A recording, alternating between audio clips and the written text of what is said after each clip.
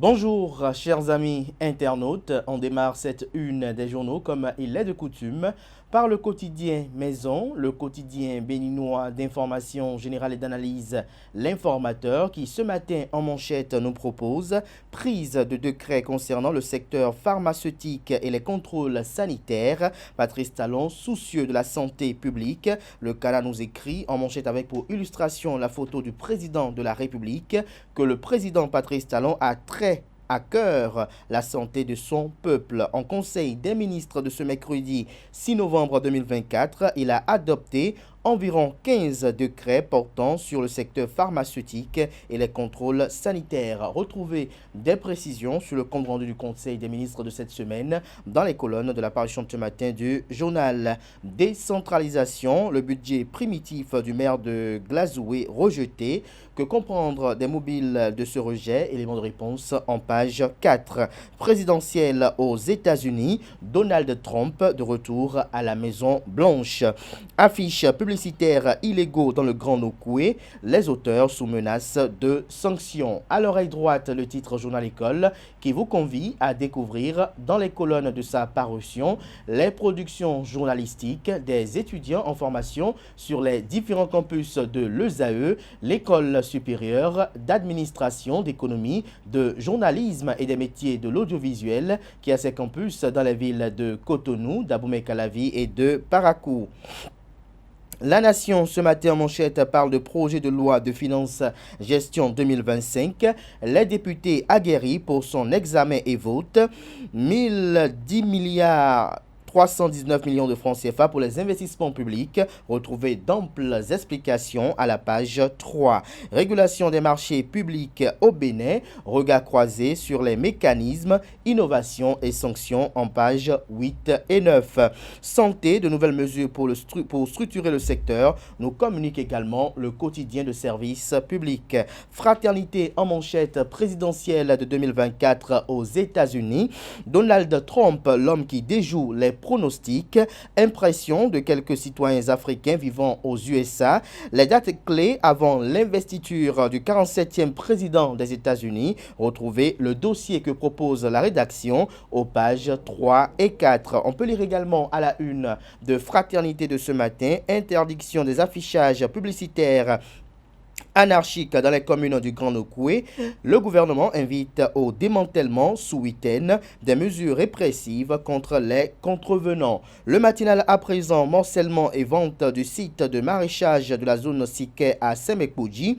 Une commission d'enquête en gestation, une session extraordinaire du conseil communal bientôt convoquée sur le sujet. Le Canada nous apprend qu'au cours de la dernière ordinaire du conseil communal de Semekoudji, qui s'est achevée le mardi 5 novembre dernier, la question du morcellement et de la vente du domaine public de plus de 49 hectares 6 dans la zone Sika où les populations font le maraîchage est revenue sur tapis dans une atmosphère électrique.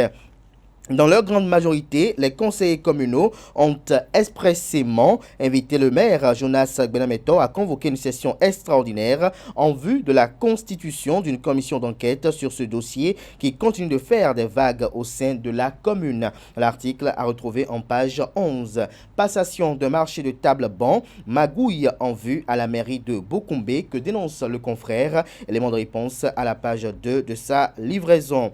Élu 47e président des États-Unis, Donald Trump signe son retour à la Maison-Blanche. Les républicains reprennent le contrôle du Sénat. Le Bénin félicite le duo vainqueur. Matin libre à présent, gouvernance sous la rupture. Comme si tout était imposé aux Béninois. Que comprend le titre? Retrouvez l'article à la page 2. Opinion de Kloubou Noumovi Agbo ici. Le greffage comme concept de développement, la dite tribune est à retrouver aux pages 8 et 9.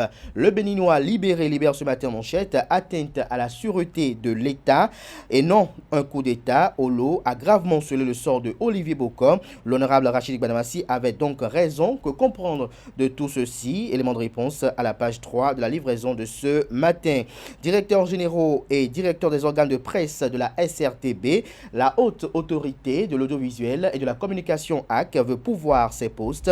Retrouvez le dit communiqué rendu public à cet effet dans les colonnes de la livraison de ce matin. Le matin, quant à lui, application de la loi portant organisation des activités pharmaceutiques au Bénin, le gouvernement adopte 9 décrets en Conseil des ministres. L'autre quotidien ce matin en manchette, Assemblée nationale du Bénin, Louis Béounou-Vlavonou présente son rapport d'activité ce jour. Retrouvez des précisions à la page 3. On peut lire également à la une de l'autre quotidien de ce matin. Banque mondiale Bénin, 635 500 000 euros pour soutenir la croissance et la résilience sociale et climatique. Retrouvez des détails à la page 5. Le premier quotidien économique du Bénin, l'économiste ce matin en manchette, caisse de dépôt et consignation. Le Bénin accueille le club des juristes du forum des CDC. L'article à lire à la page 3. Évaluation finale du programme Pageda 2. Le ministre Yves Chavi Kouaro lance les examens samedi prochain. Il s'agit bien du ministre des enseignements, de l'enseignement secondaire technique et de la formation professionnelle. La tribune de la capitale, obsèque de feu général François Ireti Kouyami, la touche particulière des anciennes gloires des Dragons FC de Louémé, à retrouver dans les colonnes de la page ce matin du journal. La boussole communique ce matin à sa une, sortie de l'ancien président de la Cour constitutionnelle sur l'affaire tentative de coup d'État. Rachidi Badamassi salue la neutralité du professeur Théodore Olo. Il trouve qu'il est en phase avec le procureur spécial et le remercie pour son esprit d'ouverture. La nouvelle ce matin en manchette, première édition de la grande libation du Bénin. Sa Majesté Sosa Foli Awan, roi du peuple guin du Bénin, a rehaussé l'événement par sa présence. Il était accompagné d'une forte délégation aux côtés du vénérable dignitaire du culte vaudou, David Kofi Aza. Le quotidien Le Pays émergent quant à lui, centre de formation de football des jeunes filles de l'Okosa, lancement officiel des travaux de construction hier par le président de la Fédération béninoise de football, Mathurin de Chacus. Vous avez en illustration quelques images. L'article qui vous édifie avec un album photo est à retrouver à la page 10 de la livraison de ce matin. En boucle avec Soleil Levant, Bénin vers une réglementation rigoureuse de l'affichage publicitaire dans les communes du Grand Nokoué. Le gouvernement met désormais fin à l'anarchie. Ce sera tout pour la présentation de quelques titres par ce jour dans la presse locale. Merci de votre attention.